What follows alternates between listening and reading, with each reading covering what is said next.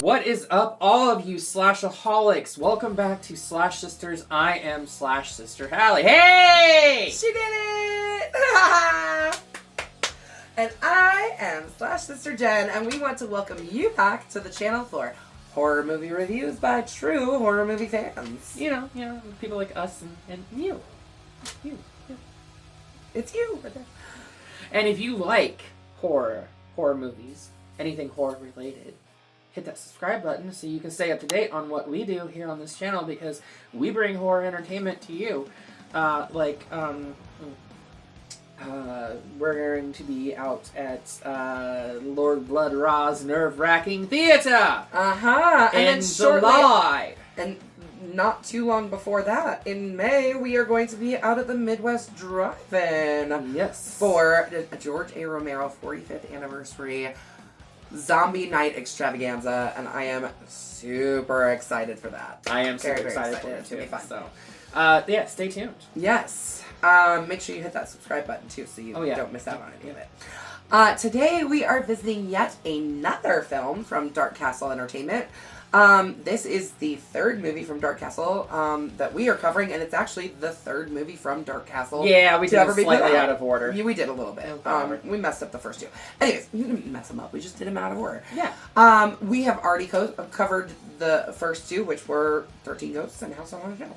Yeah, and again, sorry for the lack of footage for House on Haunted Hill.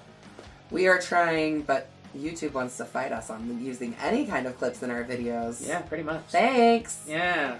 Anyways. Damn the man! Save the empire! Yes. Today we are going to set the way back machine to 2002. The year of my graduation from high school. I was a year before me. I was already out of school. Yep. But we are going to be looking at what was initially pitched as The Shining on a boat. Yes. Which would have been way better than what we got, but I still enjoy this. Sure would have been. We're talking about the ghost ship. Yes, let's give it a little wiggle. You gotta see that cool little DVD. Cool little lenticular. Yes. This is the second film we've done with a lenticular cover. Yeah. Though this film has been considered a financial success for sure, grossing $68 million on a $20 million budget, it was panned by critics and filmgoers alike. I mean, let's face it, most horror films are panned by critics. Absolutely. Especially the big name critics. It is one of the reasons why we started this, because we hate how film critics just dismantle and tear apart every single good horror film. Yep, agreed.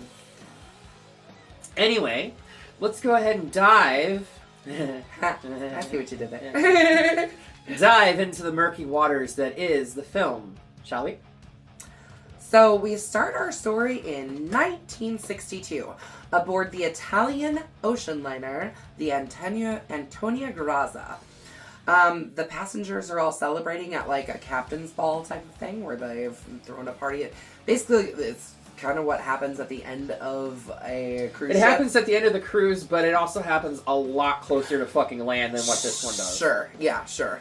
Anyways, they are dancing to a song sung by the lounge singer Francesca, who is played by Italian actress Francesca something named here. Can't remember. It's funny that she's the only person that has her name. Her actual name, right? But she couldn't speak a lick of fucking English. So the director had to have an interpreter there on set to communicate with her. Go figure. A young girl named Katie sits alone until the ship's captain comes along and offers to dance with her. Katie is played by Emily Browning. Emily right? Browning, yeah. Who goes on to do other stuff in the horror genre and some other stuff that's not exactly horror. Whatever. Can't always stand horror. You've got to expand. I mean, there's Daniel Harris that has truly embraced the horror lifestyle. Yep. So, whatever. We then see a hand lift a lever that tightens a wire cord, which then whips across the dance floor, cutting all of the passengers in half. Some of them were cut in half, some of them were cut, like the captain who's trying to protect the little girl, he gets his head lobbed off right here. It's funny that, I love this opening sequence, but it's 100% not possible. No, actually, I read actually the Mythbusters tried to do it. Yeah.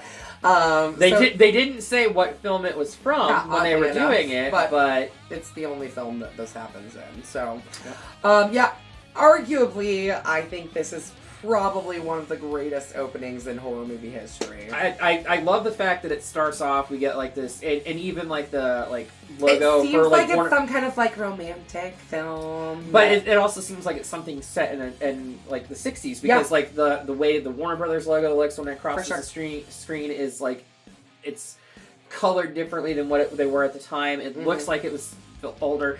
And you get like this nice music, and then you get this nice pretty font for Ghost Ship and all this other shit, and then we get this brutal opening scene. Katie is the only one that survives that wire tangling mess, severing, because the wire, not barbed wire, the wire went over her head and watches in horror as all the bodies and wine glasses and stuff like that just start dropping to the deck. You know what my one gripe about this opening scene is? There's not a single person that makes a sound. You can't tell me that you aren't going to be screaming or making some kind of noise. Right. Some kind of noise. Right. There's literally no noises coming from these people that are dying. I will give you this, because there's scenes where like there's a woman that is literally severed in half, and she's trying to grab her lower half and put it back onto her, and she's not saying a fucking word. Nothing. I'll give Can you imagine the pain? I'll give you that. No, Yes. I can't. Can you? No. Exactly. But I can guarantee you I wouldn't be fucking silent through it. You might be in shock. Yeah, maybe one person might be in shock. Maybe multiple people might be in shock. Not but all. Hundreds of people all in shock at the same time, not a single sound. Bullshit. Anyways, careful. 40 years later, an ocean salvage crew consisting of Captain Murphy, Epps, Greer, Dodge, Munder, and Santos are approached by a man named Jack Ferryman. Ferryman. Yes. A weather service pilot who has spotted a vessel adrift in the Bering Sea. Italian ocean liner. Bering Strait. You're gonna tell me that motherfucker went around the tip of South America and up to the Bering Strait? It's a ghost ship, Hallie. I understand that. That's a long fucking distance for it to cover. Anyway. This movie makes no sense. Well, anyways. A lot of it doesn't make sense. Maritime law states that basically anything found in international waters is finders keepers. I don't actually know that it does state that, but for movie purposes, every movie I've seen about it, it like international waters, it doesn't belong to anyone. So I guess if you're gonna haul it in, it's yours. Right. For anyone that can get the shit back to port, pretty much. Yeah. So the crew sets out on their salvage tugboat and Arctic Warrior. The Arctic Warrior, in search of this ship. And while they are getting close to the Bering Strait, because they sailed from Canada, right? Alaska, okay. Alaska, it's the Bering Strait. Yeah. They sailed from Alaska, hence the name of the ship Arctic Warrior. Yes. Anyway, while the ship is approaching where they think the Antonio Graza is, nothing is popping up on radar. But we get the blaring sounds that is Mudvayne coming through your speakers with not falling. Not falling. Yeah, not falling. Yeah, for sure. They actually had on the DVD for this. There's a music video, but nice. it's just footage from the film cut to the music. I'm sure it's great then. The ship that they are close to turns out to be the Antonio Graza, which is the boat that has been missing since 1962. Yeah. Aboard the abandoned liner, the salvagers discover 9 wooden boxes, each containing 28 gold bars. I mean, a lot of things kind of happened before this. A lot of things happened before this. Weird supernatural stuff happening on the boat, but well, I mean, you have like the fact that the ship is sinking. They're trying to figure out how to salvage the ship. They were going to patch the ship, right, with welding equipment and stuff like that to tow it back into port. Then they find the gold bars. Right. And then they're like... And Epps sees the ghost of Katie. At least a couple of times. Before they find the gold bars. Right. But they find the gold bars, and they determine... Oh, and they also find all those bullet holes in the pool. Epps did. Yeah. Epps is played by Julianne Margulies, by the way. Which, she is a fantastic... Should we just take a second to talk about this cast? Yes, let's do that. Okay, so Epps is played by Julianne Margulies, as she just said. Murphy is played by Gabriel Byrne. Yeah, who is phenomenal. Fantastic actor. He was great in this, and I loved him in End of Days. With Arnold Schwarzenegger and Stigmata. Yeah, I loved Stigmata too. 3 horror films. Good one. I also think he's absolutely fantastic in jeez, I'm having an absolute brain fart. This is about the only 3 films I know him from. Well, he was in the what the hell was the name of that movie? Give me details, I don't know. It's the same guy who did Midsummer. Ari Aster. It's the movie where the girl gets taken off in the Hereditary. Yes, I haven't seen that. You've already had that. Yeah, well, I mean, the girls taking off, and literally just supposed to be like supernatural forces. Yes. I know, Toni Collette, like, Saul's Walker. Yeah, no, I had it ruined because of fucking, like, Eli Roth and shit like that, history of horror stuff. Okay. Alright. Anyways. So yeah, we've got Julianne Margulies, Gabriel Byrne. This is also Carl Urban early in his career. Yeah, one of his first films. Yeah, one of his first films. He'd been acting previous to this in, like, Xena and Hercules. But then again, Bruce Campbell was on those shows, too. I was just gonna say, hey man, that's still a Sam Raimi production right there, baby. I don't see anything wrong with it. But Carl Urban has gone on to do very important stuff. Huge in the MCU. Well, he did one movie. Right, but he's also been in a lot of other Star Trek. Yeah. Star Wars. Mm-hmm. He didn't have a face role in it. It was a voice role. Yeah. But he's also he's in The Boys, right? The Boys. Yeah. So very heavily in superhero territory. Yeah, for sure. Yeah, comic book territory. Yes. He also played Dredd. Yeah. Another comic book movie. So anyway, getting off topic. Carrying on. An invisible force sabotages their tugboat. They basically kind of decide, like, they're going to take this gold, get it on the tugboat, and get the fuck out of there. Katie tries to warn them of such, and if you watch it closely, if you watch very closely, you have to, like, slow it down and watch it frame by frame. You actually see what pulls her away. You see it's an arm. Yeah. But it happens to be Ferryman's arm. Really? How about that? Turns out that doesn't surprise me. He's having a hard time controlling her, so you know, we find out later in the film that innocent souls can't be controlled. Yeah. And children are always innocent. True. Basically they something sabotages the tugboat, and a propane tank leaks some gas, and it explodes the entire tugboat, killing Santos in the process. Isaiah Washington's character was on that. What was his name? He lives, however. Yes. Santos does not. Mm-mm. The group decide that their only option now left is to repair the Antonio Graza and bring it back to shore themselves. With no power, I'd like to see how that's going to work. Yeah, no power. There's a hole in the hull. Well, they have a plan to patch the hole and pump the water out. That makes sense. But even with the current that they're facing, there's not really much they can do. They're at the mercy of the sea. Anyway, like I said, lots of things about this movie don't really make no sense to me. Well, and Greer. That's Greer. That's Isaiah. Like I said at the start of this video, though, it would have been interesting to see, like, because I would have loved it. Who knows how much butchering the script went through before the actors got to Australia. Yeah, so these actors show up. They were given a script. Julianne Margulies, Gabriel Byrne, Isaiah Washington, all of them signed on because of signed contracts. Because of the psychological thriller aspect that they were promised. Mm-hmm. And then they show up in Australia, and they're given a completely different script that is nothing like what they signed on for, but they were contractually obligated to film this movie. So, Julianne Margulies, in recent interviews, as recent as like a few years ago, completely disavows this entire film, and like swears to God it didn't happen. Yep. She's like, I don't know what you're talking about. Anyway, so Greer then encounters the apparition of Francesca, who seduces him into cheating on his fiancée and leads him into an elevator shaft where he falls to his death. Francesca promptly turns around and turns into a ghostly ghoul. Yeah. It's the only time this happens in the entire film, and it's one of the few things that were retained over from the Shining on the Ship script. Because she's basically supposed to be like the woman from 237, right? Exactly. That's exactly what she's supposed to be like.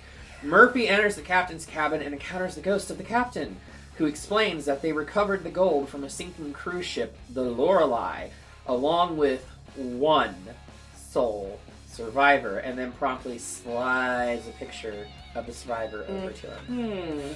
Murphy sees the picture of the survivor, and he recognizes who it is. But we don't see it. We don't. We see this picture's upside down. I guess if you paused it and really wanted to, like, I don't know, if you were watching on the laptop, flip it upside down, you could probably figure out who it is. But anyways, he knows who it is, and he rushes out to tell the others, but hallucinates that Epps is the burned up Santos, right?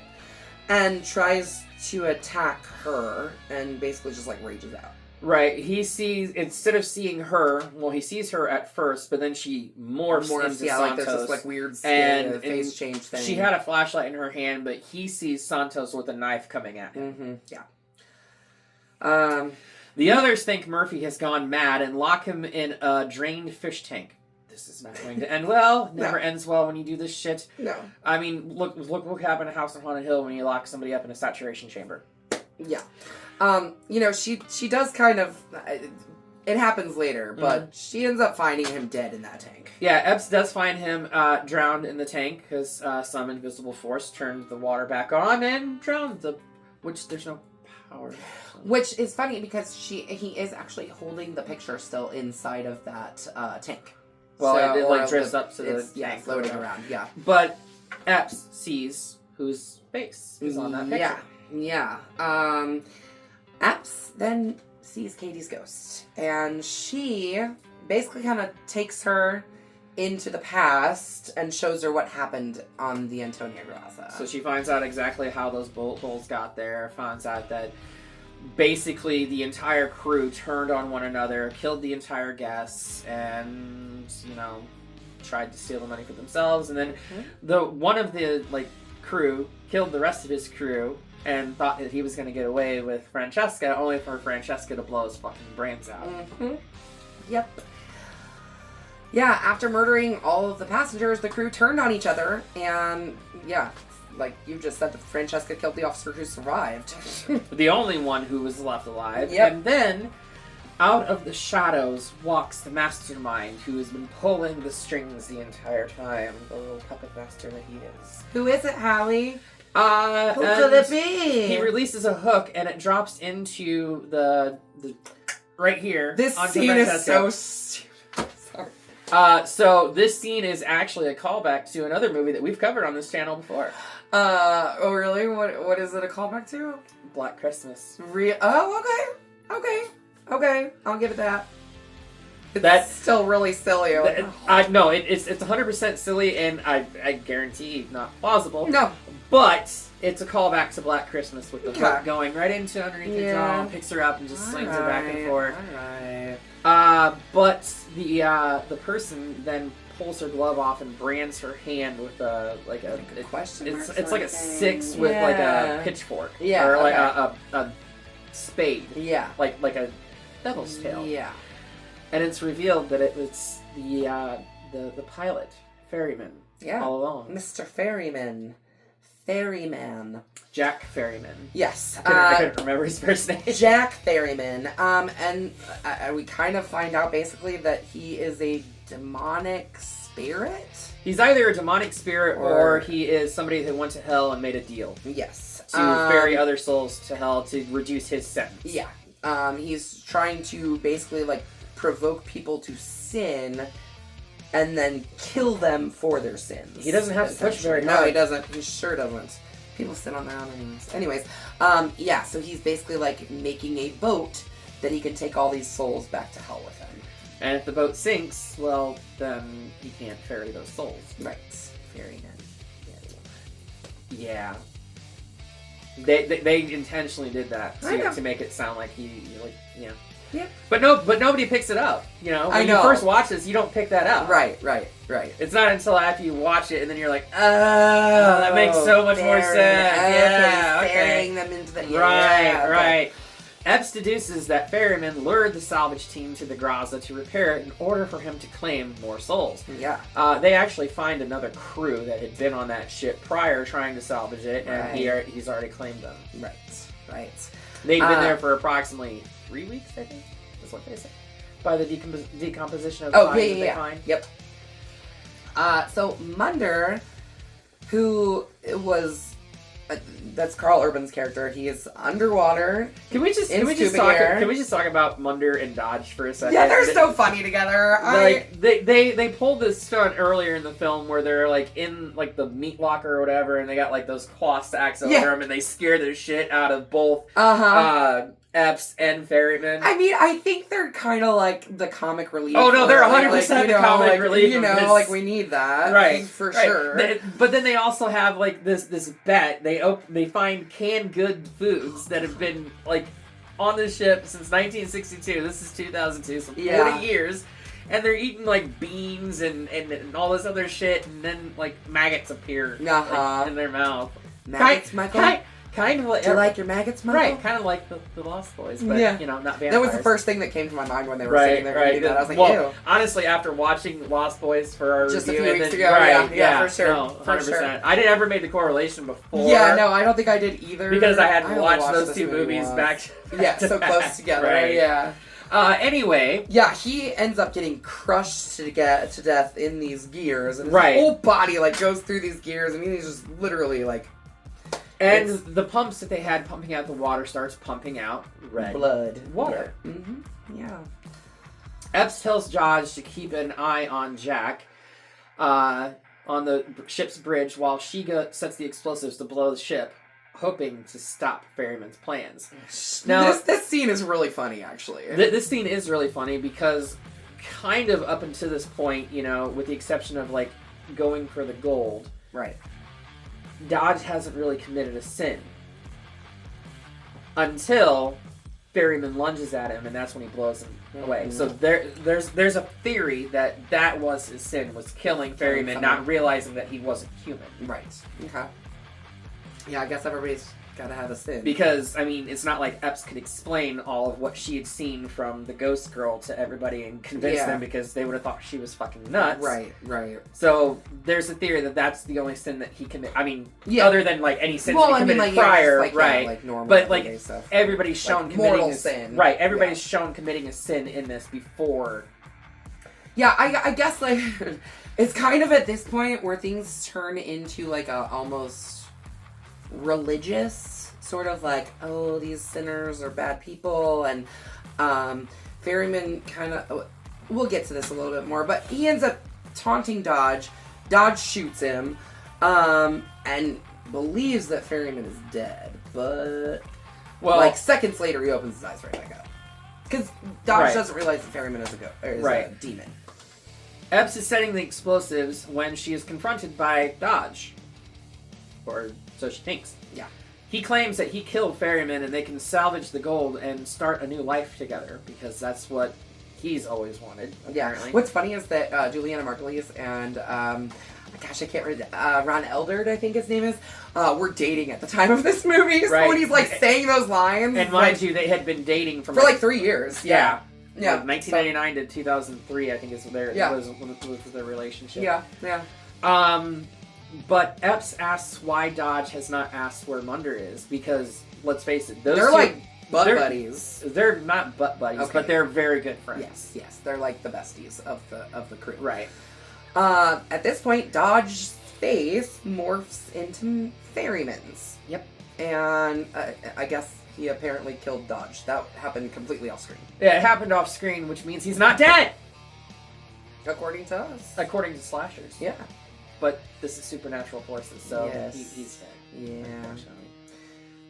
Ferryman plans to use the Graza as a trap to continue collecting souls as long as the Graza stays afloat. The souls and everyone who died aboard the ship will be dragged down when he returns to Hell with a full ship. Yes. because management will be very happy about that bullshit. Anyways, Epps detonates the explosives and blows the whole fucking ship up. I don't know how she survived that, but okay. Yeah, me either. Apparently Katie helped her out, but bullshit. Somehow she got out of there. I mean, Katie was, like, in the water, like, basically directing her where to go and everything like that, but I doubt very seriously she could have held her breath as long as it was for her to get to the surface. Again. No, but there is this kind of, like, beautiful shot where she's coming up to the water, like, coming up through the water when she finally does make it out of the ghost ship, and she's swimming up to the top, and all the souls are coming up with her, and I'll give it that. That's kind of pretty. That was kind of a cool little shot. Was a beautiful shot. Yeah, for sure. But Epps is found by a cruise ship. Of all things. Yeah, looks like she's been floating in the water for at least a day, maybe two. Mm-hmm. And she is returned to land.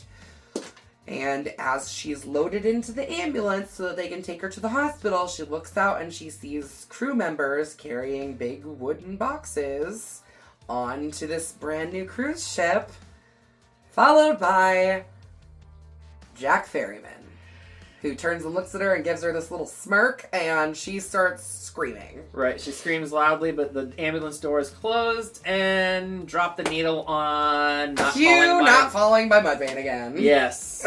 And that will take us all through the credits. Yes. And I listened to the whole thing. So did I. So did I. I was like, yeah, all right. So there are very obvious plot points and faults with this. Like, for instance, when they're picking up those gold bars are like 40 pounds. There's no way they could even, no way. No way. Well, just like at the end of the film, if you have 27 gold bars that weigh 40 pounds apiece, that's like 500 pounds. Yeah. Those boxes wouldn't hold that. They were those boxes, one, would not hold it, but you would not have two people carrying those boxes as easily as they carried them. No way. Faults aside... that's just one of the faults. That's one of a lot of the faults of this film, honestly. But faults aside, thoughts? I didn't like it, Hallie. I know you didn't. I think that there is two incredibly good things about this movie. One is that opening scene, minus the whole people not making any noise when they were murdered. Right. And the second thing is Not Falling by Mudvayne. That's all I can say about this movie. I mean, Not Falling by Mudvayne, it was, being from Peoria, where Mudvayne is from, it was extraordinarily happy for all of us, like Peorians, to see Mudvayne being used in a big-budget horror film. Yeah. So that is, in and of itself... It was exciting for us. It was exciting for us. 2002. Mudvayne was huge. Right. They had just dropped their Black Album, The End of All Things to Come. It was...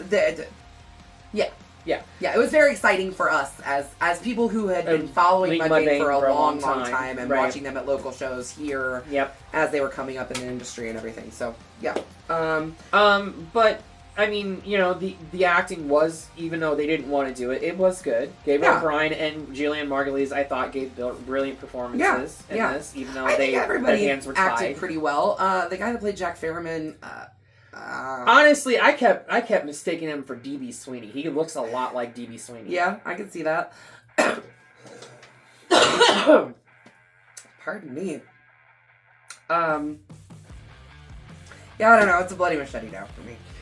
For me, it's a bloody machete up. I have always, Valentine effect aside, I have always looked at this movie fondly. I enjoy the story. I enjoy like the little girl ghost being helpful as opposed to being, scary or whatever like that. I thought it was a nice take to see an innocent soul who happens to be a ghost that's helping the humans. Sure.